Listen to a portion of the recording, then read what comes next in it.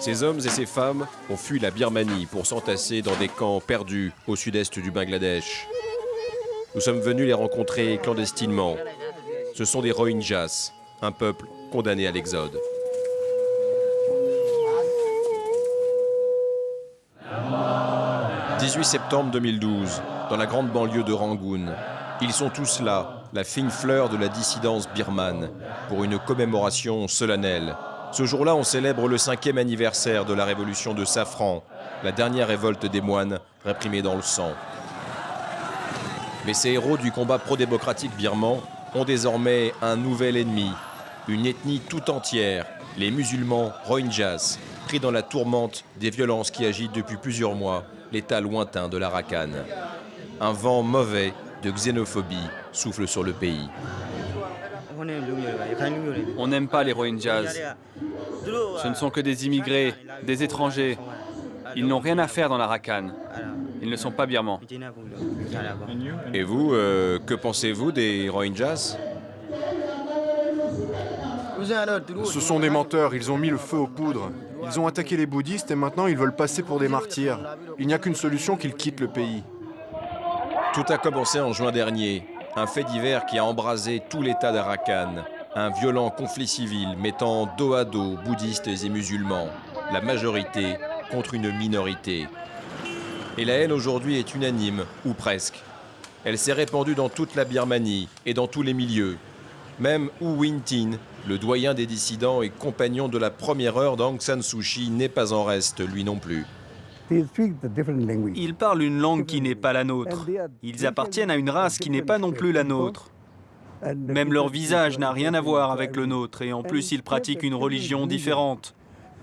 Donc la solution pour l'instant, même provisoirement, c'est de mettre les Rohingyas dans des camps, dans tout l'Arakan. C'est le seul moyen, il faut séparer ces deux communautés, sinon on ne sortira pas des violences. Les derniers mois d'ouverture en Birmanie ont été accompagnés d'une vaste émancipation de la presse. Mais là encore, contre toute attente, les médias birmans se sont fait le relais des diatribes anti-Rohingyas. À l'image du puissant groupe Eleven Media, censé incarner l'avenir et la modernité du journalisme dans le pays. Vous, les médias étrangers, vous n'arrêtez pas de répéter que des bouddhistes ont lynché une dizaine de Rohingyas qui étaient dans un bus.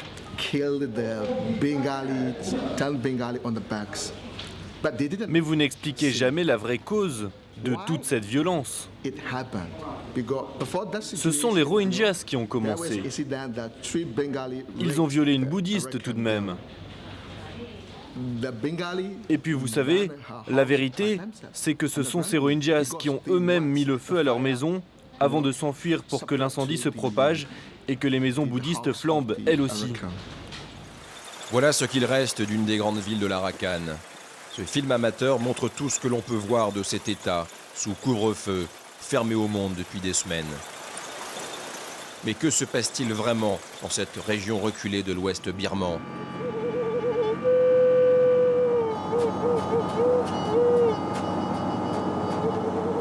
Pour le savoir, il faut se rendre à l'extrême sud du Bangladesh, sur les rives de la grande rivière Naf, qui se jette dans la baie du Bengale, frontière naturelle avec la Birmanie et l'État d'Arakan. C'est ici que des dizaines de milliers d'entre eux sont réfugiés, grossissant encore un peu plus le nombre d'exilés qui ont préféré fuir au fil des années. Mais personne ne veut des Rohingyas. Ils sont au moins 1 million et apatrides, sans terre ni avenir. Jamal fait partie des réseaux clandestins Rohingyas.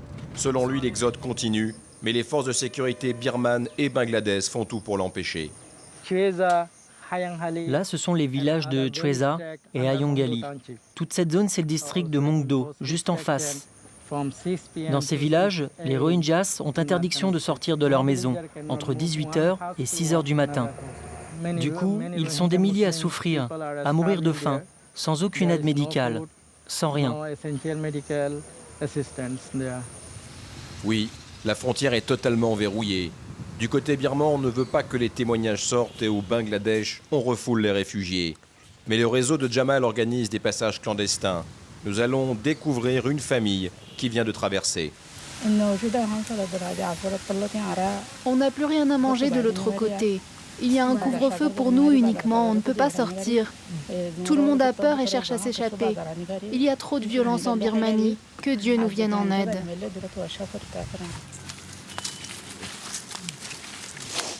Cette femme et ses 3 enfants vont vers l'inconnu. Ils sont parvenus à fuir, sains et saufs, mais comme beaucoup, ils vont se heurter à la même hostilité du côté bangladais. C'est une gangrène, ces Rohingyas. Ils arrivent par centaines, ils volent notre boulot. On n'en veut pas ici, qu'ils foutent le camp chez eux. Ils sont déjà des dizaines de milliers réfugiés au Bangladesh, la plupart dans des camps totalement interdits aux étrangers. Avec l'aide des activistes Rohingyas, nous allons tenter d'entrer dans l'un de ces camps où continuent d'affluer des rescapés de la Birmanie voisine.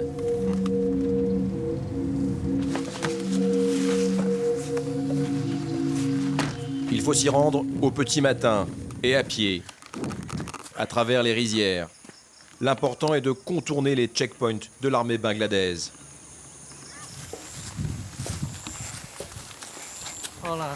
Derrière cette montagne, des milliers d'hommes, de femmes, d'enfants. Tous sont Rohingyas. Officiellement, ils n'existent pas, comme ce camp insalubre qui est illégal et temporaire. Le gouvernement du Bangladesh ne veut pas d'eux. Mais ici, pour ces rescapés, c'est un sanctuaire, la fin d'une longue route à travers l'enfer. Ça fait 1 mois que je survis. Je me suis enfui de mon village pour me cacher dans la jungle. Puis j'ai enfin pu passer la frontière. Mais la moitié de ma famille a été tuée. C'est la police et l'armée. Ils organisent tout. Les réfugiés nous escortent à travers le camp.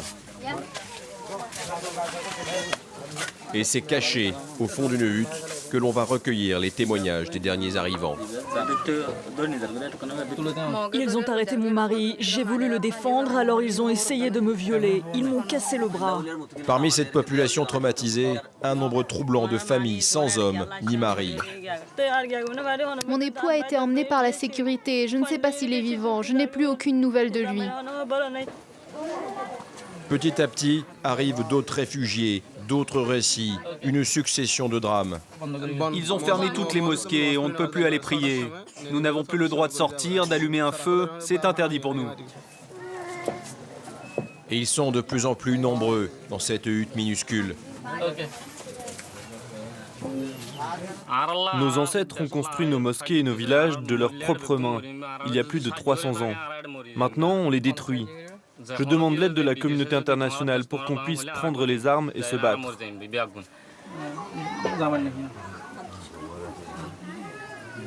Que s'est-il passé? Comment la Birmanie, engagée dans un grand processus de démocratisation depuis quelques mois, peut-elle engendrer de telles violences, une telle ségrégation? La Birmanie a toujours été une mosaïque ethnique et religieuse, une coexistence parfois chaotique mais sans tabou. Pourtant, dans le quartier musulman de Rangoon, c'est désormais la chape de plomb. Il y a un sujet interdit, les Rohingyas. Non, ces histoires, ça ne me regarde pas. Je m'en mêle pas, c'est politique. Mais ce n'est pas de la politique, il s'agit de musulmans comme vous, non? Oui, comment dire, ce sont des frères musulmans. Mais je ne peux rien dire, vraiment. On le sait tous que le gouvernement est derrière, c'est vraiment trop dangereux d'en parler. Désolé. Étrange. On retrouve les mêmes réflexes que sous la dictature quand on évoquait l'opposition. Un silence prudent et gêné. Pourtant, un homme va surgir de la foule et discrètement nous proposer de le suivre. Venez avec moi, vite.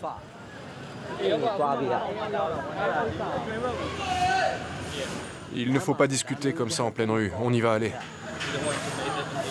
Nous allons vite comprendre. Ce jeune homme est un membre d'une organisation clandestine Rohingyas. Il faut que le message sorte de Birmanie. C'est vous qui allez aider à faire éclater la vérité au grand jour. Il faut que le monde se rende compte de ce qui se passe dans l'Arakan en ce moment. Pour cela, il va nous guider à travers la ville et nous mener à l'un de ses chefs, dont nous devons protéger l'identité. Nous pouvons prouver que nous sommes arrivés en Birmanie au début du 19e siècle. Ainsi, nous, les Rohingyas, devons être considérés comme une ethnie du pays à part entière. La vérité, c'est que nous sommes en ce moment au cœur d'un conflit ethnique qui a été déclenché par une main invisible à des fins politiques. C'est-à-dire, qui accusez-vous? Je vais vous le dire. Le gouvernement est raciste et avec l'aide des autorités locales, ils ont tout manigancé.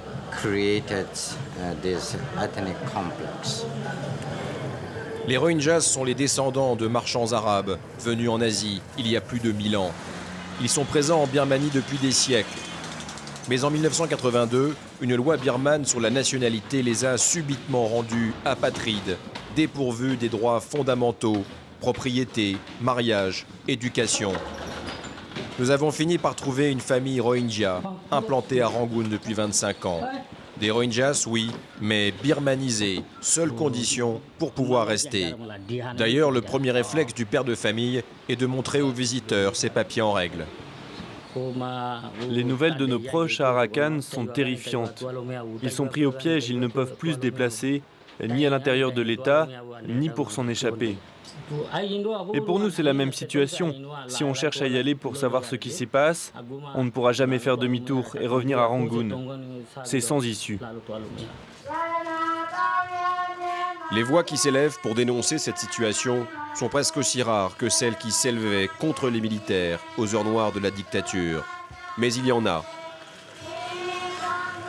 Le célèbre dissident Ugambira s'est mis à dos sa propre communauté en défendant les Rohingyas, alors qu'Aung San Suu Kyi elle-même a choisi de garder le silence. Il est clair que le gouvernement est derrière tous ces troubles. Il divise pour mieux régner, comme d'habitude. C'est la stratégie du pouvoir pour contenir notre démocratie naissante. Le problème aujourd'hui, c'est que la présence de l'opposition au Parlement légitime totalement ce nettoyage ethnique organisé et perpétré par l'État. Les Rohingyas appartiennent à l'une des minorités les plus persécutées de la planète, à cause de la haine aveugle, l'indifférence ou le silence. Et les enfants Rohingyas qui naissent aujourd'hui ou qui naîtront demain sont sans patrie ni avenir.